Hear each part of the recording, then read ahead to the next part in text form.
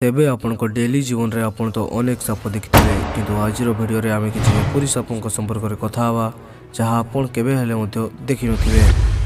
Number 1 spider tailed horn viper. तेबे friends एही साप तार शिकार करिवा पई टिके अलग ढांचा व्यवहार करथाए। एक्चुअली देखिबाकू गले एही सापर लांजटी देखिबाकू प्राय बुढ़ियाणी परि देखा जायथाए। एणु एही सापटीर नाम स्पाइडर टेल्ड हॉर्न वाइपर रखा जायछि। तेबे यार शरीर मध्य प्रकृतिर रंग सहित भल से मिसे और यार लांज अन्य प्राणी को आकर्षित करिथाए। या परे एही साप ताको हठात धरी पकाई थाए। Number 2 paradise flying snake. तेबे फ्रेंड्स आपण आगर विभिन्न प्रकार साप देखिथिबे किंतु आज मु आपण मानकु जो साप विषय कहबी ता उड़ी पारे सक्षम अटे। तेबे यार नाम पैराडाइज फ्लाइंग स्नेक रखा जायछि।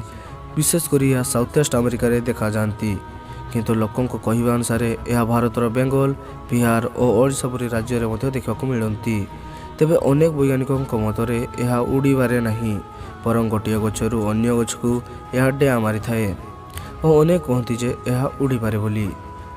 यह बेंग परी कीटपतंग को खाई थाए तेणु आपण माने या देखिले प्लीज डरिबे नहीं। Number 3 double headed snake.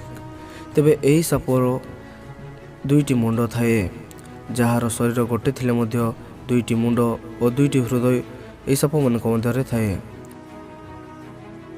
तेबे एही साप को एका सहित भोक लगे और शोष लगी थाए। तेबे एही साप एते रेयर जे यार दाम पखापाखि ब्लैक मार्केट रे $50,000 हेबो। नंबर 4 लुएसेस्टिक स्नेक। तेबे जेते बळे आमे सापंक संपर्क रे भाबू तो सेते बळे आम मन रे ब्राउन और ब्लैक रो मिश्रण रे एक सरीसृप आम आखि आगे झलसी उठी थाए। तेबे किंतु एबे वैज्ञानिक माने धड़ा रंगर एक विचित्र सापर संधान कर सारे जहाँकि देखा खूब सुंदर देखा जाए। Number 5 Barbados snake. तेबे आपण जेबे भी सापंक समय भावती जे साप बहुत बड़ बोली मने मने भावती किंतु आपण केबे सबुठारु छोट साप संपर्क जानछंती कि? तेबे एही सापर नाम होची बार्बाडोज स्नेक।